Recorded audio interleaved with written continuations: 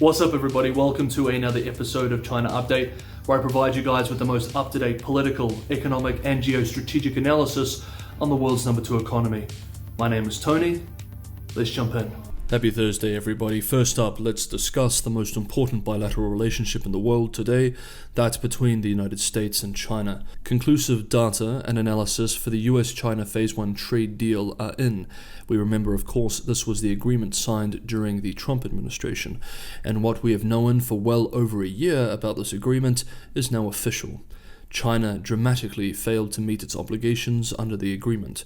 Beijing disagrees, but we'll get on to the Chinese position shortly. The Peterson Institute for International Economics found in a comprehensive report on the trade data that China bought only 57% of the US exports it had committed to purchase under the trade agreement, not even enough to reach its import levels from before the trade war.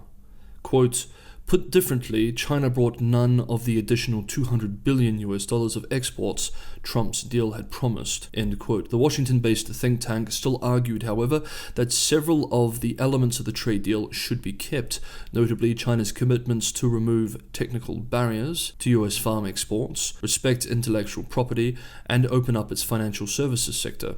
The ball is now very much in the Biden administration's court regarding how the US should react to Beijing's failure to meet its purchase promises in the trade deal.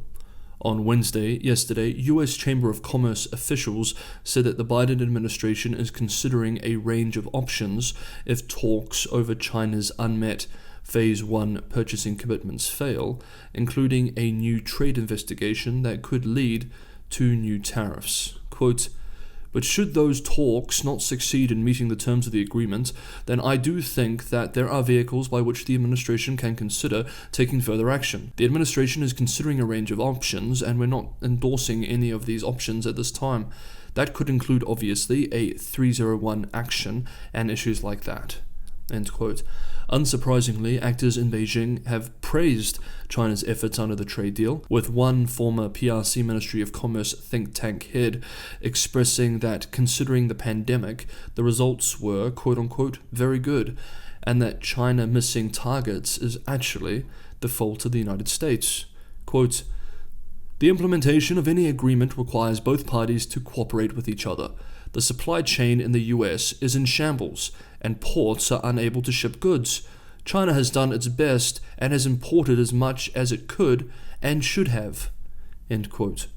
Meanwhile, a critical report discussing Chinese vulnerability in the event of technology decoupling with the United States, published over the weekend by renowned Chinese scholar in US-China relations and head of China's prestigious Peking University Institute of International and Strategic Studies, Wang Jisi, was deleted a few days after publication. Full disclosure, Mr. Wang is was one of my professors when I studied my master's degree at Peking University. A key finding of the 7,600-character report, which had been published on the official WeChat account of the Institute, was that while both the US and China would suffer from a technology decoupling, China's losses would, quote, "likely be bigger than those of the United States." End quote. The report argued, quote, "While the current US administration has not yet determined the boundaries of decoupling, certain consensus has already been formed in key tech areas such as chip manufacturing and AI. Industries that are still linked will only be those that are low-tech or have low added value. In the future, China can narrow its gap with the US in more technological areas, and China can achieve self-sufficiency in some core technologies. But it remains a long way off before China comprehensively surpasses the US." End quote. Now moving on to Taiwan. On Monday, the US Pentagon said that the United States has approved a $100 million sale of equipment and services to Taiwan to, quote, "sustain, maintain, and improve its Patriot missile defense system," end quote. The following day, and again unsurprisingly, PRC Foreign Ministry spokesperson Zhao Lijian expressed that, quote, "China firmly opposes and strongly condemns the United States plan for the sale of arms worth $100 million to Taiwan and urges its immediate cancellation," end quote. And one last thing on China-US relations. Recently, China's prestigious Tsinghua University hosted a special event with Chinese experts to discuss China-US relations. I read through the speeches, all pessimistic and rather Sinocentric, but there was one comment from Yan Xuetong, the Dean of the Institute of International Relations at Tsinghua University, which I wanted to share. Quote, "One of the most serious issues in Sino-US relations now is the development of hostility between the people of our two countries, from table tennis diplomacy in 1971 to the present. The people of our two countries have never hated each other so much. This trend will not change, and there is nothing we can do about it." End quote. Next up, the Evergrande Housing Crisis. Quickly, if you're enjoying the episode, don't forget to hit the like button. It's the only way this video can be shown to new people. And if you're watching this for the first time, you're getting some value from the episode, maybe consider subscribing, hit that bell notification, and you'll have the most up-to-date analysis when I release these every day. Okay, let's move on. Hong Kong-based South China Morning Post reported yesterday that China's biggest property developers are still struggling to sell homes.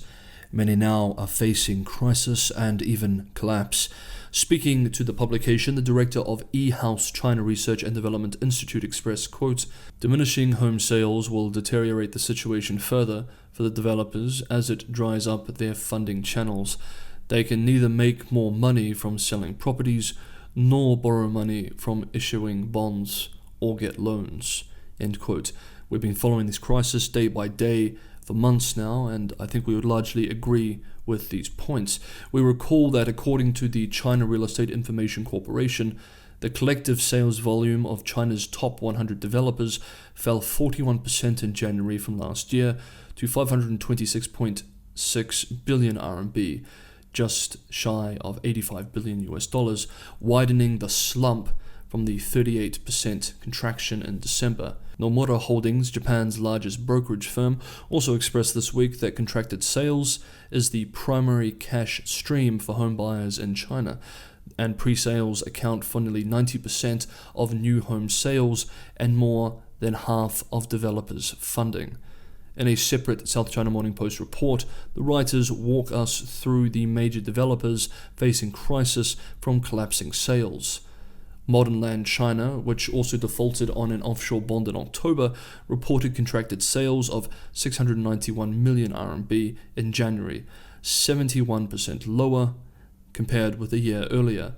Shenzhen-based Fantasia Holdings Limited, which has already defaulted on US dollar bonds back in October, quote, "led the sales plunge," end quote, seeing only $500 million, about $80 million worth of home sales in January, an incredible 78% lower compared with last year. The piece moves to Sunac China Holdings, another major player we have been following for some time now. Quote, "carrying $600 million of offshore bonds due in June and downgraded by ratings agencies for its decreasing financing flexibility, the company said that its contracted sales in January yielded 27 billion RMB, down more than 20% from last year."